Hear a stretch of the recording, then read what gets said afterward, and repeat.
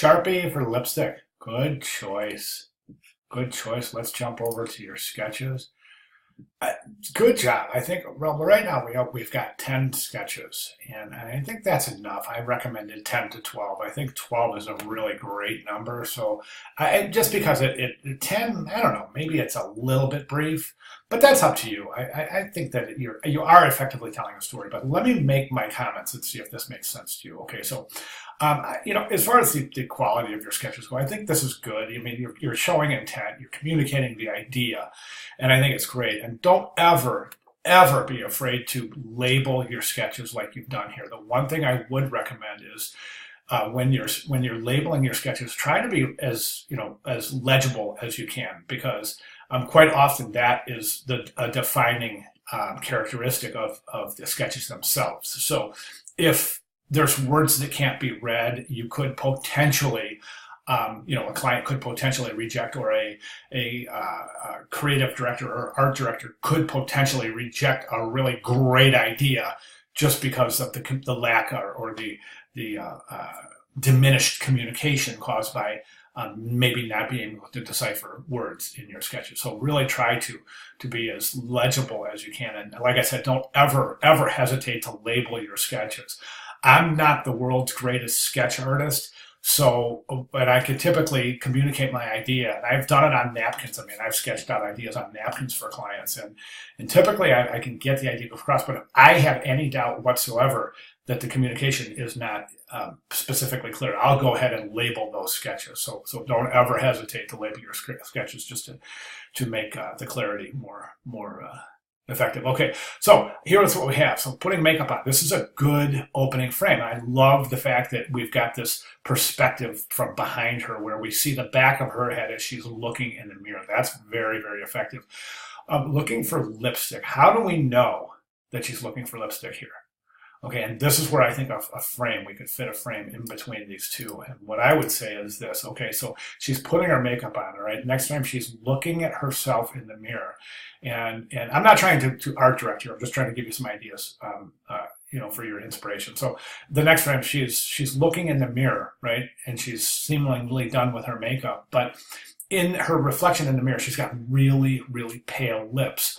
Whereas she's got a thought bubble coming out the top of her head with the same scene of her, only she's got really bright red lips, right? And that's gonna define what's missing here, so she doesn't have lipstick. I think going from this frame to looking in her makeup bag doesn't necessarily define the fact that she's missing lipstick.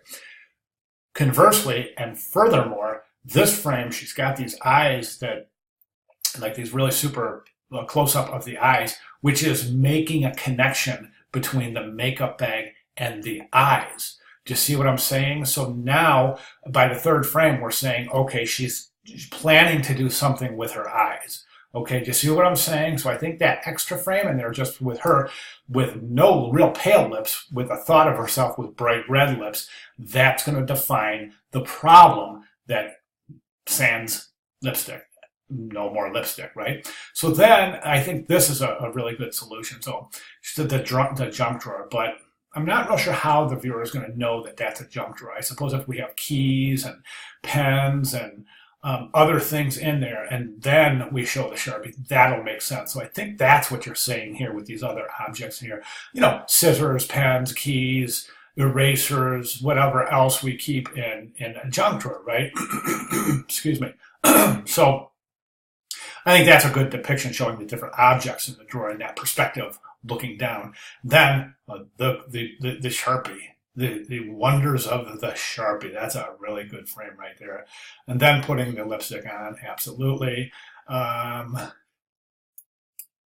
Putting the lipstick on after checking herself out in the mirror. And then again, this is a really cool frame because it's really directly related to the first frame, and it creates this continuation where we see the same kind of stylistic perception, perspective of her from the back of her head. So this draws a really neat connection in this narrative. So there she is heading out for her night on the town, right? And then Sharpie love. I'm not sure about that last frame. I'm not sure how you're going to show this transition of her, and then what the last frame should be. I mean, it's not bad, definitely by any stretch. I think it indicates that yes, the Sharpie is like duct tape. I mean, we use Sharpies around here for everything, including, I think the other day we had a little chip, and there's a wrought iron railing going down the stairs, right?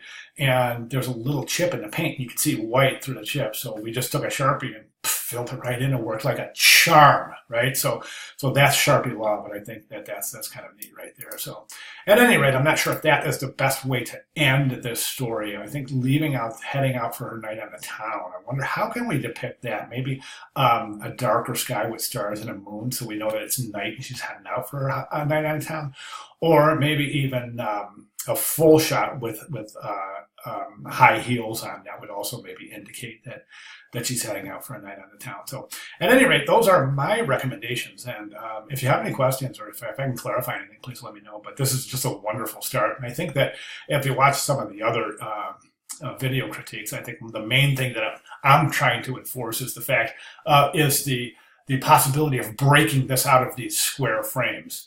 Okay, breaking these out of the storyboard format and more into an organic narrative where each frame, each illustration has a nice organic relationship with the frames before it, the frames after it, and every frame in the composition for that matter, right? So somehow we need to break this out of these frames.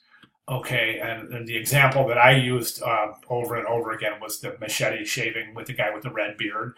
And take a look at that, how that was solved, breaking that out of the frames. I think that designer decided to use circles. And another great one is the fire poker for the beehive. That's just a wonderful depiction of an organic relationship with depicting a linear narrative without using the rigidity of these frames, these storyboard type frames, right? It's a great way to organize your thoughts, but perhaps not the best way to present the narrative. Okay? All right. Any questions? Give me a holler. Thank you.